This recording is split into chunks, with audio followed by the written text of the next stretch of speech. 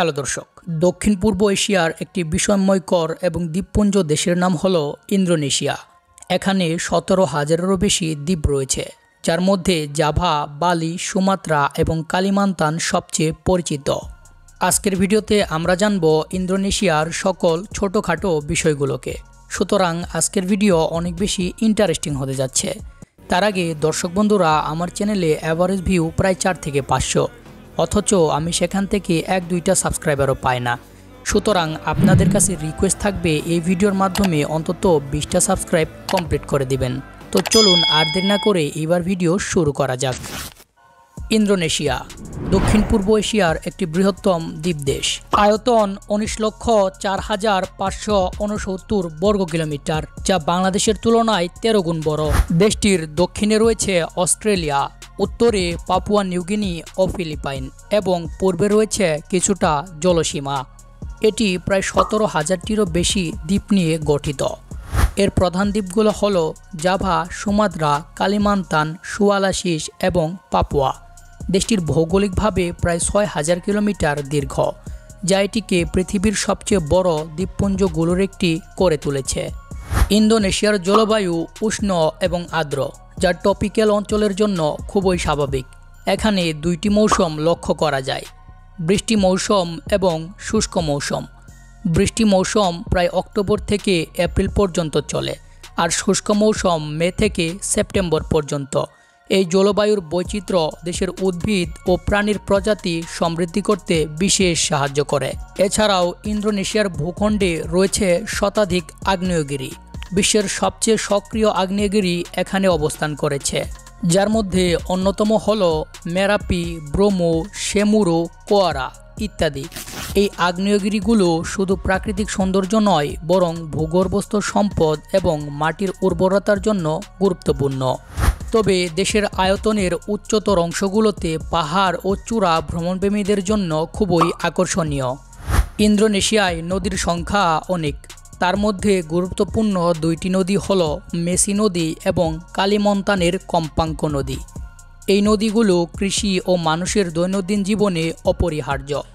এছাড়া ছোট ছোট জলপ্রপাত ও হ্রদ দেশের প্রকৃতি এবং সৌন্দর্য বৃদ্ধি করে।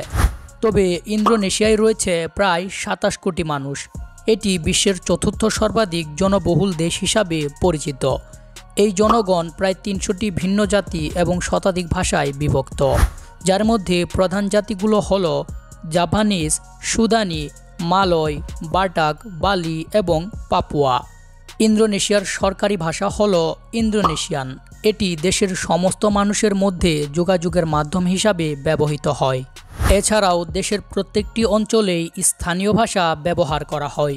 উদাহরণস্বরূপ আমরা জাভা ভাষা, সুদানি ভাষা এবং বলিনিজ ভাষার কথা বলতে পারি।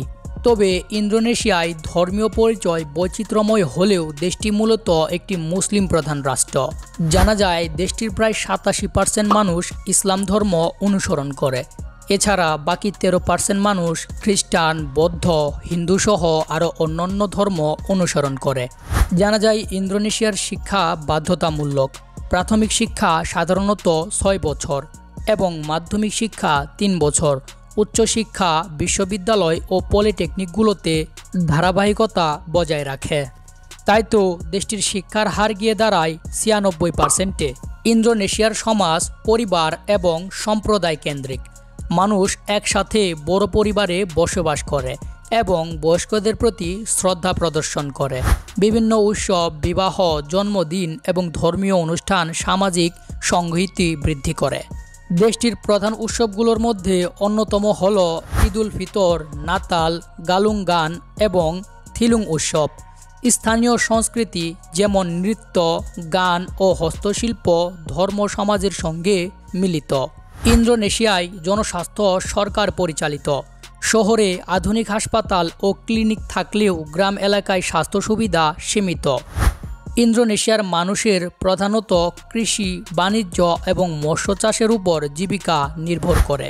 দেশটির প্রধান পর্যটক কেন্দ্রগুলোর মধ্যে সবথেকে অন্যতম হল বালি। বালি দ্বীপ সমুদ্র, পাহাড়, জঙ্গল ও হিন্দু মন্দিরের জন্য খুবই বিখ্যাত। তবে ঠিক এর পরপরই রয়েছে দেশটির রাজধানী জাকার্তা, জাকার্তা আধুনিক শহর ও ঐতিহাসিক স্থানের জন্য বিখ্যাত। এখানে রয়েছে মনুমেন্ট, ন্যাশনাল ওয়েস্তা মার্কেট এবং শহরের বিভিন্ন সাংস্কৃতিক কেন্দ্র, যা পর্যটকদের বিশেষভাবে আকর্ষিত করে। ইন্দোনেশিয়া শুধু সৌন্দর্যের দিক দিয়েই নয়, এটি দক্ষিণ পূর্ব এশিয়ার অন্যতম শক্তিশালী সামরিক বাহিনী সমৃদ্ধ দেশ। ইন্দোনেশিয়ার সামরিক বাহিনী 3টি শাখায় বিভক্ত: স্থল বাহিনী, নৌবাহিনী ও বিমান বাহিনী। দেশটির রয়েছে প্রায় 4 লক্ষ সক্রিয় সেনা সদস্য এবং মিলিয়নেরও বেশি রিজার্ভ সেনা। নৌবাহিনী এখানে বিশেষ করে গুরুত্বপূর্ণ, কারণ দেশটি 17,000 দ্বীপ নিয়ে গঠিত। আধুনিক যুদ্ধজাহাজ, সাবমেরিন ও বিমান বাহিনী দেশকে আঞ্চলিক সুরক্ষা নিশ্চিত করে। ইন্দোনেশিয়া একসময় ডাচ উপনিবেশক শাসনের অধীনে ছিল। 1942 সালে জাপানি দখলের সময় দেশটি আরও সংকটের মুখোমুখি হয়, তবে ইন্দোনেশিয়ানরা কখনোই স্বাধীনতার স্বপ্ন হারায়নি।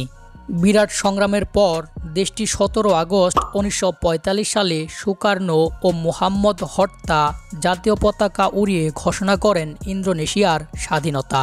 স্বাধীনতার যুদ্ধের পরেও দেশকে টিকে রাখতে নানা চ্যালেঞ্জের মোকাবেলা করতে হয়েছে, কিন্তু আজ ইন্দোনেশিয়া একটি শক্তিশালী, স্বাধীন এবং বহুমুখী জাতি হিসাবে বিশ্ব মানচিত্রে প্রতিষ্ঠিত। তো দর্শক বন্ধুরা, এই ছিল ইন্দোনেশিয়া দেশের অল ডকুমেন্টারি। তো ভিডিওটি আপনাদের কাছে কেমন হয়েছে এবং ভিডিওর মধ্যকার যদি কোথাও কোনো ভুল থেকে থাকে তাহলে অবশ্যই সেটা কমেন্ট বক্সে ধরিয়ে দিবেন। ইনশাল্লাহ পরবর্তী ভিডিওগুলোতে সেই ভুলগুলোকে ইমপ্রুভ করার ট্রাই করব। আজকের মতো ভিডিও এখানেই শেষ করছি। দেখা হবে পরবর্তী কোনো ভিডিওতে। সে পর্যন্ত সকলেই ভালো থাকবেন, সুস্থ থাকবেন এবং আমার ভিডিওগুলো ভালো লাগলে অবশ্যই চ্যানেলটি সাবস্ক্রাইব করতে ভুলবেন না। ধন্যবাদ।